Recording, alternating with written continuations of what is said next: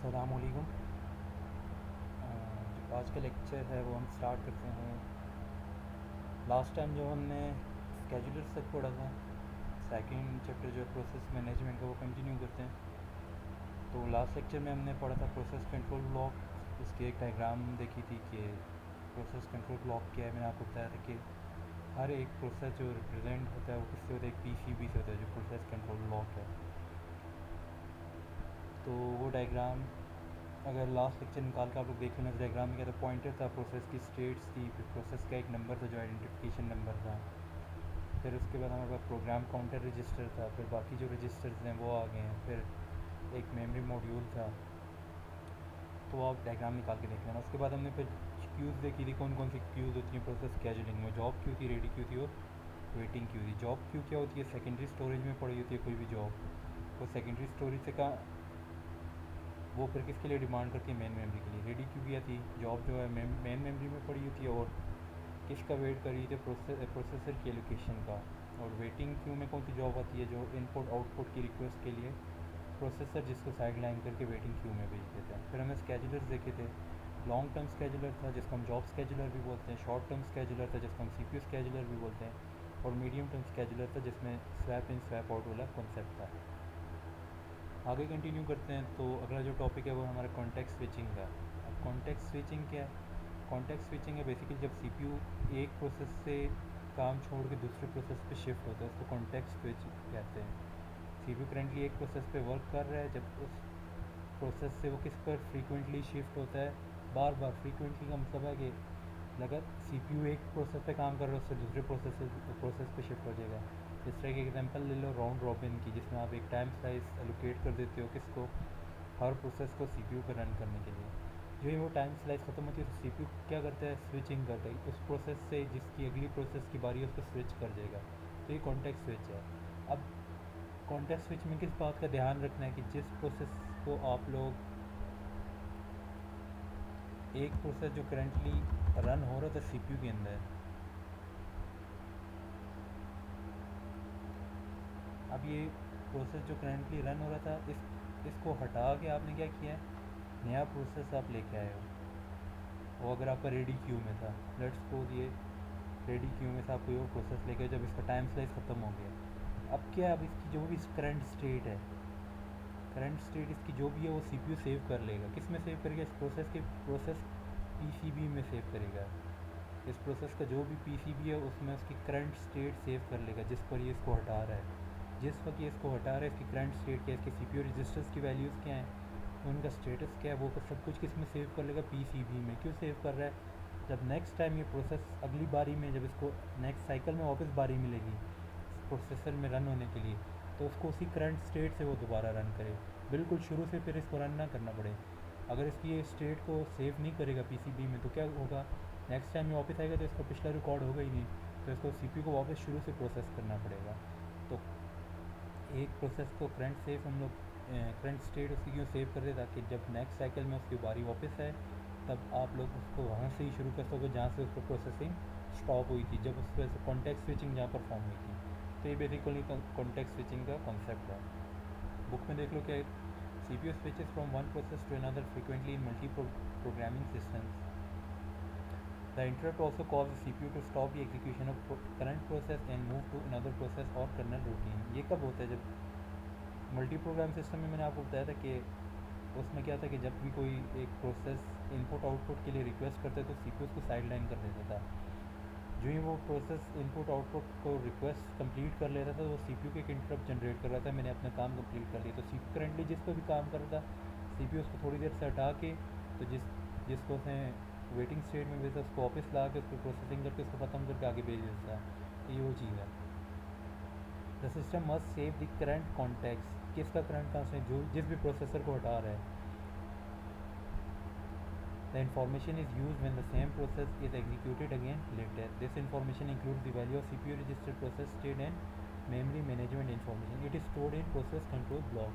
ये इसकी values, CPU registers की वैल्यूज़, प्रोसेस की करंट स्टेट क्या है, ये आपको पता है। हर चीज़ किस में थी, पीसीबी में। प्रोसेस कंट्रोल ब्लॉक में हमने रजिस्टर्स के बारे में पढ़ा था, प्रोसेस की स्टेट के बारे में भी पढ़ा था, और मेमोरी मैनेजमेंट के बारे में भी पढ़ा था।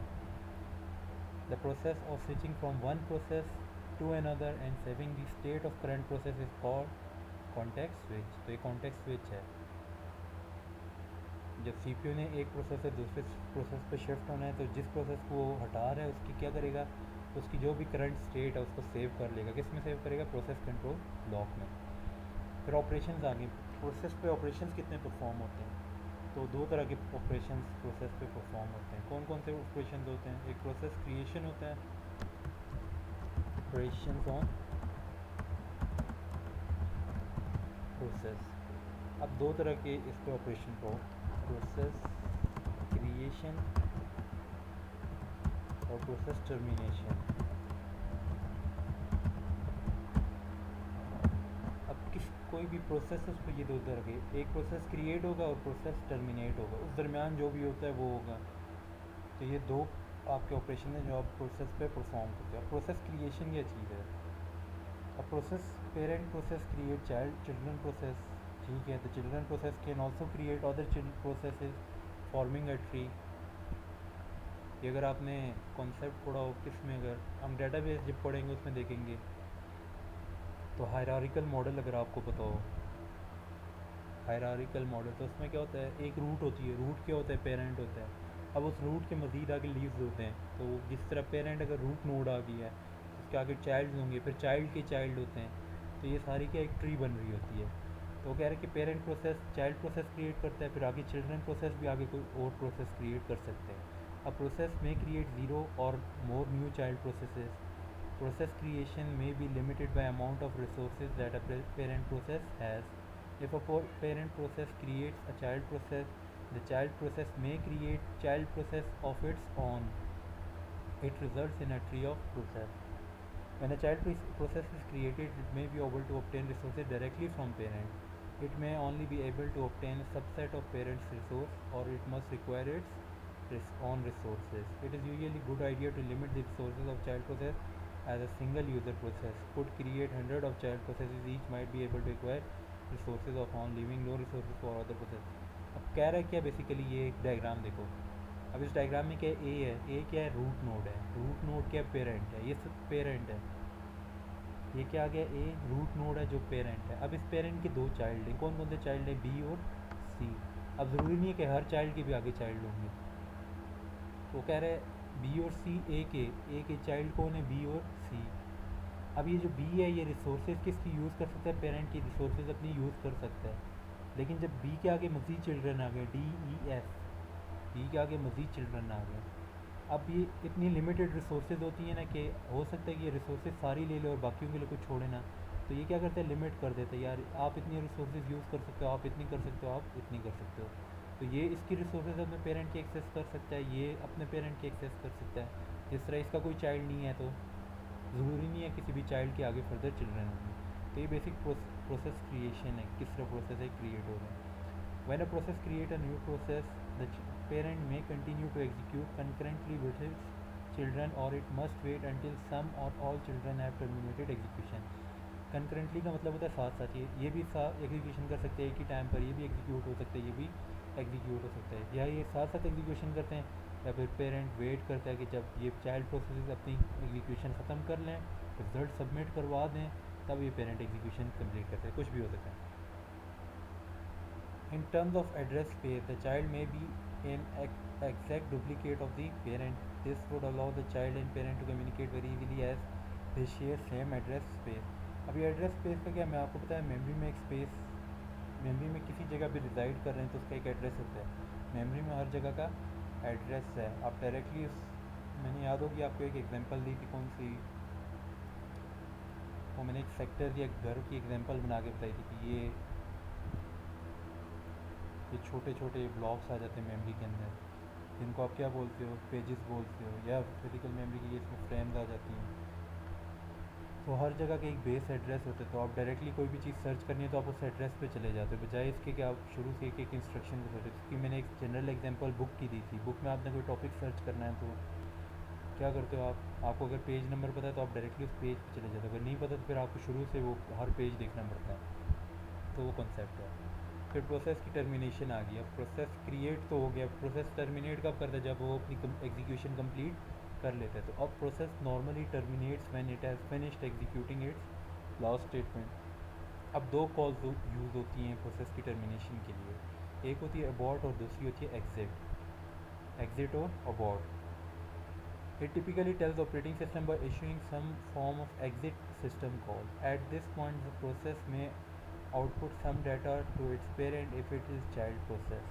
Eventually, the process that has its all resources removed from it and is no longer process part of the job pool.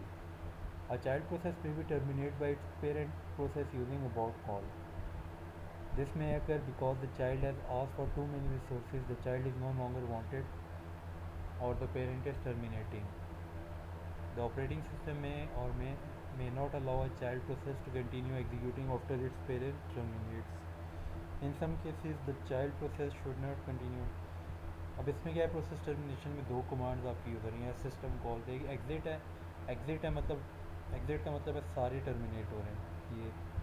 और अबॉर्ट का क्या मतलब है, अबॉर्ट आपकी पेरेंट प्रोसेस है वो अबॉर्ट जनरेट करता है। ये बी और सी के लिए अबॉर्ट का अगर इसने ए ने बी को अबॉर्ट कर दिया है, टर्मिनेट कर दिया, तो बी के जो फर्दर चाइल्ड हैं वो ऑटोमेटिकली टर्मिनेट हो जाएंगे, क्योंकि ये इनका ये पेरेंट है लेकिन इसका ये पेरेंट है, तो इनडायरेक्टली ये इसका एक किस्म का ग्रैंड पेरेंट है।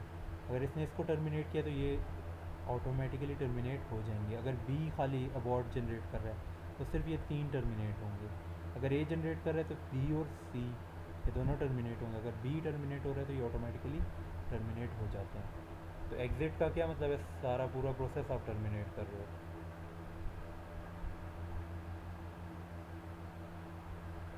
तो ये था हमारे क्या, प्रोसेस क्रिएशन और प्रोसेस टर्मिनेशन, ये प्रोसेस की स्टेट्स हैं जो ऑपरेशन है प्रोसेस के ऊपर। अब आगे inter process communication. Inter process communication मतलब क्या है, इंटर का मतलब विद इन, जो प्रोसेसेस के दरमियान आपस में कम्युनिकेशन हो रही होती है। इंटर प्रोसेस कम्युनिकेशन क्या चीज़ है, कम्युनिकेशन जो विद इन प्रोसेसेस हो रही होती है।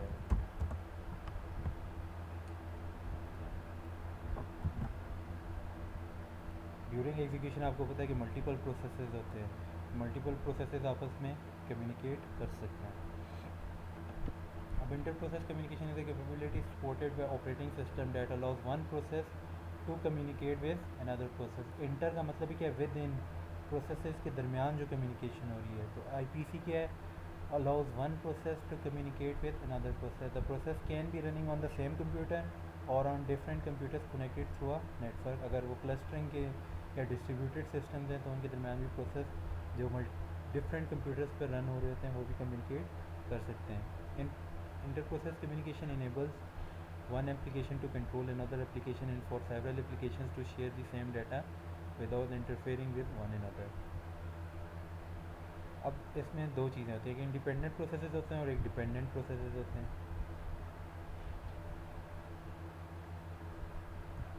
इंडिपेंडेंट या डिपेंडेंट, इसको आप कोऑपरेटिंग भी बोल सकते हैं। डिपेंडेंट क्या है, एक दूसरे पर जो डिपेंड कर रहे हैं, कोऑपरेटिंग जो मिलजुल के काम कर रहे हैं। अब इंडिपेंडेंट प्रोसेसेस क्या है, इंडिपेंडेंट है जो जिनकी कोई डिपेंडेंसी नहीं है एक दूसरे के ऊपर, तो उनको कोई ख़ास ज़रूरत नहीं है एक दूसरे के साथ कम्युनिकेट करने की। A process that cannot affect or affected by another process executing in the system is called independent process. An independent process doesn't share data with any other process. तो इस प्रोसेस ऐसे प्रोसेसेस को communicate करने की आपस में ज़रूरत नहीं है क्योंकि इंडिपेंडेंट हैं, कोई डिपेंडेंसी नहीं है एक प्रोसेस की दूसरे प्रोसेस के ऊपर। कोऑपरेटिंग प्रोसेसेस आ गए हैं। अब कोऑपरेटिंग प्रोसेसेस कौन से हैं, जो मिलजुल के काम कर रहे हैं। हो सकते हैं कि जॉब को मल्टीपल प्रोसेसेस आपके एग्जीक्यूट कर रहे हों एक ही काम।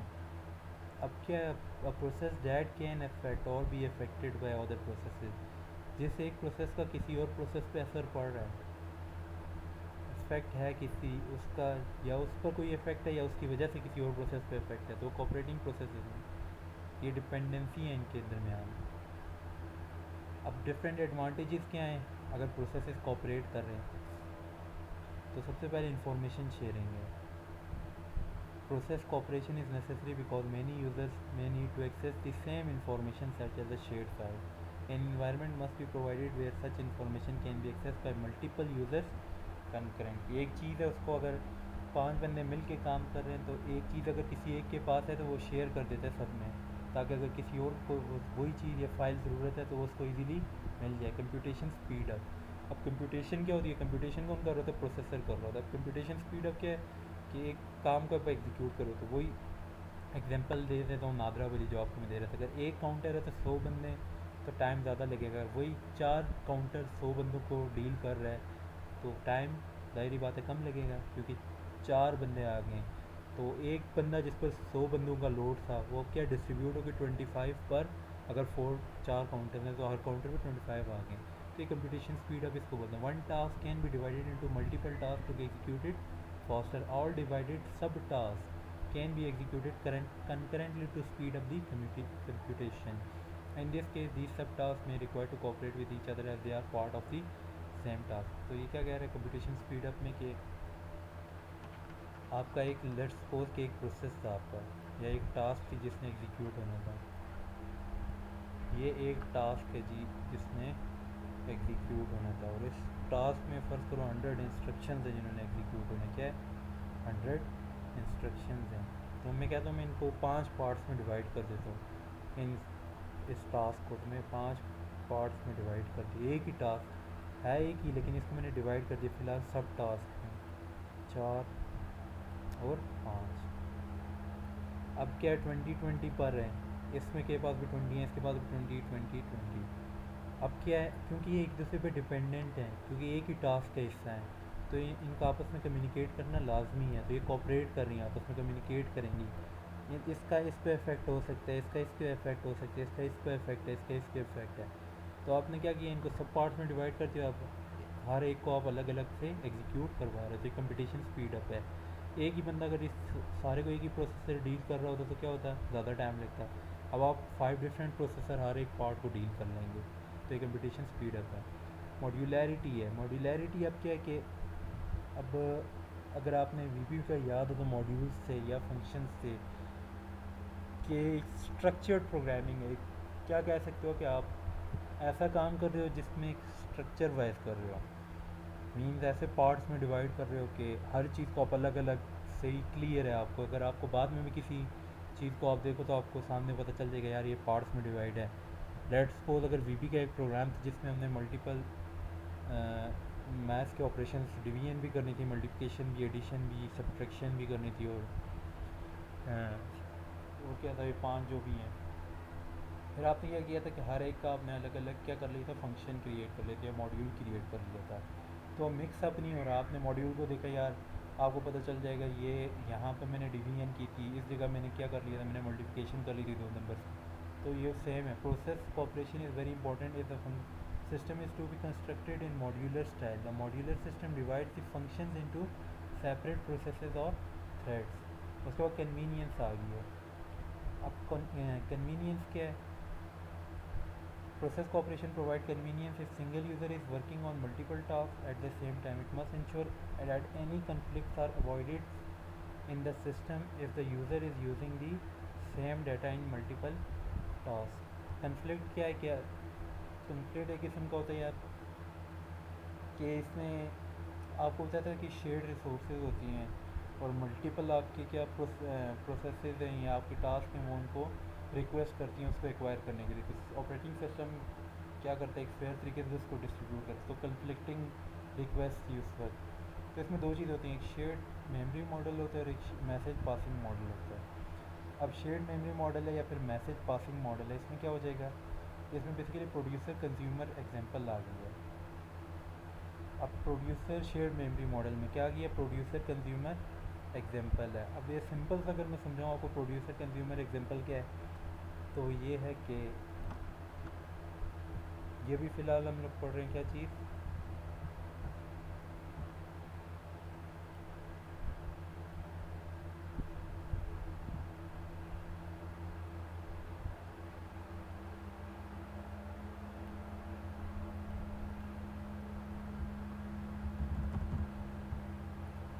शेयर्ड मेमोरी मॉडल हम लोग देख रहे हैं पहला। अब इसमें शेयर्ड मेमोरी मॉडल में क्या है, प्रोड्यूसर कंज्यूमर उसने एक एग्जांपल दी है। अब प्रोड्यूसर क्या है और कंज्यूमर क्या चीज़ है। प्रोड्यूसर क्या चीज़ है और कंज्यूमर क्या चीज़ है। प्रोड्यूसर ये है कि प्रोड्यूसर है जो प्रोड्यूस कर रहा है, कोई भी चीज़ बना रहा है। प्रोड्यूसर क्या काम कर रहा है, कोई भी चीज़ वो बनाया जा रहा है। अब कंज्यूमर कौन है, जो आगे उस चीज़ को यूज़ कर रहा है। कंज्यूमर वो होगा जो आगे उस चीज़ को यूज़ कर रहा है। प्रोड्यूसर कौन है, जो उस चीज़ को क्रिएट कर रहा है। अब ये इसमें कॉन्सेप्ट ये है शेयर मेमोरी मॉडल में कि प्रोड्यूसर उतनी चीज़ बनाता है जितनी आगे कंज्यूम हो रही है, एक्स्ट्रा नहीं बनाता। प्रोड्यूसर ने उतनी चीज़ बनाई जो आगे कंज्यूम हो रही है, और जो ही प्रोड्यूसर ने प्रोड्यूस किया, कंज्यूमर ने क्या किया कि उसको यूज़ कर लिया। फिर प्रोड्यूसर ने प्रोड्यूस किया और कंज्यूमर ने यूज़ कर लिया। तो बेसिकली ये क्या है कि आपका प्रोड्यूसर उतनी चीज़ क्रिएट कर रहा है जो आप कंज्यूमर यूज़ कर रहे हैं। तो ये आपका आ गया था प्रोड्यूसर कंज्यूमर एग्जांपल। ये कल मैं डिटेल में एक एग्जांपल दे के बताऊँगा। अभी आप लोग जो पिछला है वो, इससे पिछला वो अच्छी तरह समझ लो क्या चीज़ है। फिर कल ये प्रोड्यूसर कंज्यूमर की एक डिटेल में एग्जांपल देखेंगे वो क्या चीज़ है। और फिर हम लोग मैसेज पासिंग मॉडल देखेंगे जिसमें दो चीज़ें आ जाती हैं, सेंड और रिसीव। कौन सेंड कर रहा है और कौन रिसीव कर रहा है, ये मैसेज पासिंग मॉडल में है। किधर गया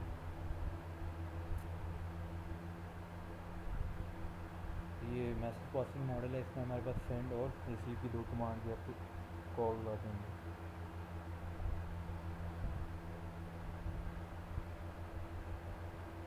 आज हमने देखा कॉन्टेक्स्ट स्विचिंग क्या क्या चीज़ है, उसके बाद हमने ऑपरेशन देखे हैं, प्रोसेस क्रिएशन क्या है, प्रोसेस की टर्मिनेशन क्या है। फिर इंटर प्रोसेस कम्युनिकेशन मॉडल देखे जिसमें आपके एक इंडिपेंडेंट प्रोसेस होते हैं और दूसरे कोऑपरेटिंग या डिपेंडेंट होते हैं। ये लो आप लोग रिवाइज करो, फिर नेक्स्ट जो लेक्चर है उसमें हम लोग देखते हैं कि मैसेज पासिंग मॉडल क्या है और शेयर्ड मेमोरी